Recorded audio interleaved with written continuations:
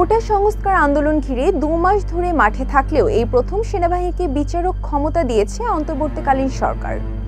ফলে নির্বাহী ম্যাজিস্ট্রেটের দায়িত্ব পাওয়া সেনা কর্মকর্তাদের উপস্থিতিতে কোনো অপরাধ সংঘটিত হলে তার অপরাধীকে গ্রেপ্তার করতে বা গ্রেপ্তারের নির্দেশ দিতে পারবেন।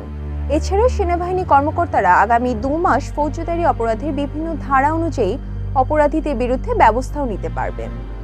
সাধারণত দেশে জরুরি অবস্থা পরিস্থিতি ছাড়া সেনাবাহিনীর হাতে এই ক্ষমতা দেয়া হয় না। জাতীয় সংসদ নির্বাচনে সেনাবাহিনী মোতায়েন করার সময় বিভিন্ন রাজনৈতিক দলের পক্ষ থেকে সেনাবাহিনীকে বিচারক ক্ষমতা বা ম্যাজিস্ট্রেসি পাওয়ার দাবি ওঠে।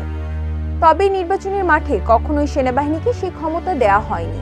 অধ্যাপক ইউনূসের অন্তর্বর্তীকালীন সরকার সেনাবাহিনীকে এই বিচারিক ক্ষমতা দেওয়ার পর এ নিয়ে পক্ষে বিপক্ষে নানা আলোচনা চলছে। সাবেক সেনা কর্মকর্তা এমদাদুল ইসলাম বলেন, এই বিচারিক ক্ষমতা পাওয়ার পর এখন কোনো ধরনের ব্যবস্থা নিতে সেনাবাহিনীকে প্রশাসনের মাঠ পর্যায়ের কর্মকর্তাদের জন্য অপেক্ষা করতে হবে না। শেখ হাসিনা সরকারের পতনের পর নতুন সরকার গঠন হলেও মাঠ পর্যায়ে এখনো শৃঙ্খলা ফেরেনি। এই সংকট কাটাতে সেনাবাহিনীর হাতে বিচারিক ক্ষমতা থাকলে মাঠের পরিস্থিতি বদলাতে পারে। বাংলাদেশ সেনাবাহিনীকে নির্বাহী ম্যাজিস্ট্রেটের ক্ষমতা দিয়ে মঙ্গলবার প্রজ্ঞাপন জারি করা হয়েছে।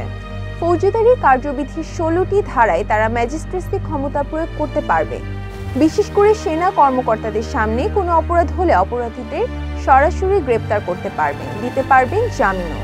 দেশের যে কোনো স্থানে গ্রেপ্তারি পরোয়ানা কার্যকর করতে পারবেন, এমনকি গ্রেপ্তারি পরোয়ানা কার্যকর করতে পুলিশকেও নির্দেশ দিতে পারবেন। সেনা কর্মকর্তারা বেআইনি সমাবেশ ছত্রভঙ্গ করতে পারবেন।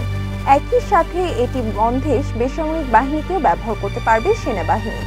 এছাড়াও স্থানীয় উপদ্রব নিয়ন্ত্রণে বিভিন্ন আদেশ জারি করতে পারবে, আটক করতে পারবে সন্দেহভাজন ব্যক্তিদেরকেও।